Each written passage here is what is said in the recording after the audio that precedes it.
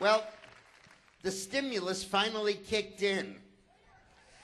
Permanent unemployment, closing in on 10% again. Now, it's a mystery to Obama why the economy has not recovered. Didn't they hear his speech? Didn't they read his teleprompter? Didn't they pay attention to his latest missive from Martha's Vineyard or Jackson Hole or Camp David or wherever he hangs out? He said that it's the recovery summer. Well, does it feel like a recovery summer? No. But why not? Well, don't spend any money, because next year the federal government is going to raise your taxes through the roof. They're going to raise the top bracket. They're going to try to impose a value-added tax on top of the income tax.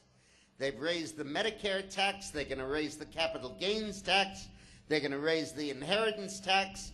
Your health insurance premiums have gone up by an average of 10% so far in 2010. Cap and tax will raise your utility bills. So don't spend any money, for God's sakes. You're going to need that money. And why isn't there a recovery if you're in the health industry, which is 16% of the economy? Because everybody there is scared to death of the changes that are going to come about with socialized medicine. And why isn't the manufacturing sector recovering? Because Obama is going to tax it out of existence next year with cap and tax. See, American manufacturing had been doing pretty well in the last year or two or three because the energy cost differences were so high that it cost so much to ship the products in from China that it offset a lot of the wage differential. But now Obama is going to come along and tax that manufacturing, tax that energy use, not in China, not in India, but here. And all of those manufacturing jobs are going to leave and go to the countries that do not tax energy. So the manufacturing sector won't recover.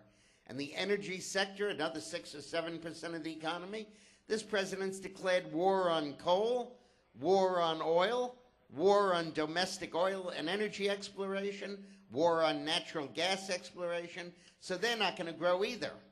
And the banking sector, another 16% of the economy, well, they're scared to death to make loans, because the minute they make a loan that's bad, that's not repaid, the federal government has the right to seize the bank, fire the loan officers, fire the management, replace the board of directors, sell off units of the company, and wipe out the shareholder equity.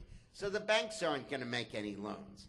So no consumer spending, no investment, no expansion in healthcare, no expansion in manufacturing, a dormant energy industry, and a financial sector that's scared to death. Have a nice recovery, folks. And the fact of the matter is, the reason we are not recovering is that Obama is putting his social engineering ahead of the need to recover.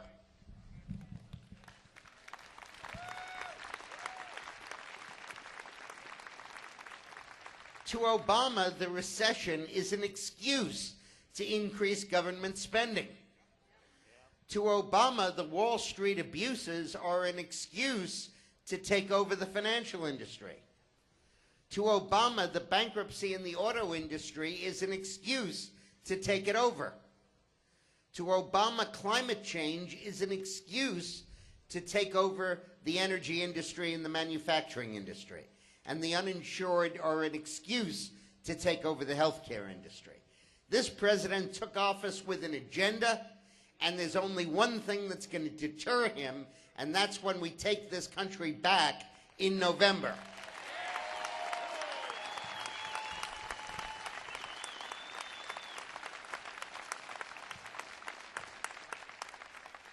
Because once we take it back, the big issue is going to be, how do we pay for this reckless, impossible spending? From the minute George Washington took the oath of office until the minute Barack Obama took the oath of office, the federal government borrowed $9 trillion. From the minute Obama took the oath until now, 20 months later, the federal government has borrowed $3.5 trillion more. So how are we going to pay for that spending? Are we going to raise taxes up to the level of spending? Or are we going to bring taxes down, bring spending down to the level of taxes? That's what we're going to do.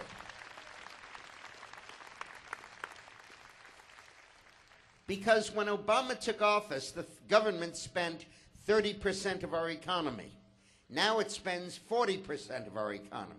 That puts us up there with Britain and France and Germany and the other socialist countries, and only a notch behind Sweden and Norway and Denmark and the even more socialist countries. And Obama's goal is to raise the level of taxes up to the level of spending to make it permanent. And our goal is to slash the level of spending back down to the level of taxes. We're both going to try to balance the budget. We're going to do it here, he's going to do it here, and that's the difference.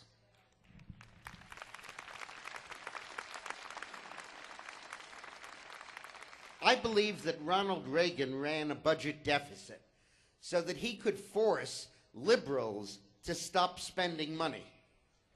And I believe that Barack Obama is running a budget deficit to force conservatives to vote for higher taxes. Are we going to do it? No! Hell no! Because we understand that when you raise taxes, you don't raise revenue. When you raise taxes, you decapitate the economy, you force it further down, you don't take in the money you think you're going to get, and you raise spending for unemployment insurance and Medicare and welfare and food stamps and all of the entitlement programs which wipe out the discretionary spending. There is only one tax that works. There is only one tax that raises revenue and doesn't mess up your economy. There's only one tax that doesn't force higher spending on entitlements, and that tax is a tax cut.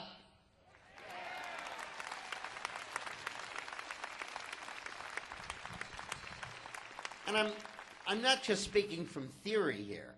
When Bush cut taxes, among other things, on the top 1% of the country, they increased their tax payments by $100 billion a year for 10 years. $1 trillion of extra payments. The percent of total taxes that came from the richest 1% rose from 37% up to 40% after Bush cut the tax rate, because a tax cut generates revenue. And when I used to work for President Clinton, I would remember sitting there in the Oval Office, day after day, week after week, working on the budget cuts we would present to the Republicans at the negotiations. And Clinton had a photographic memory. He could literally write on a yellow pad all of the cuts that he was going to make. I might note that that photographic memory extended only to his public life.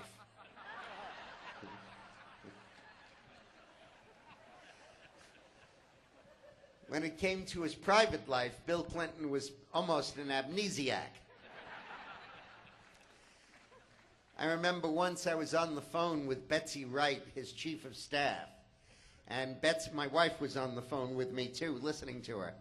And Betsy told us the story of her roommate who had come home that night and said, you know, I was talking to Clinton, and he said, I don't do this stuff. This is Republican smears. I don't know these people they're linking me to. I don't know who they are. This is outrageous. It's not how I act. And Betsy said, my roommate said to me, I really got the impression midway in his harangue that he forgot that we'd been together. Slipped his mind.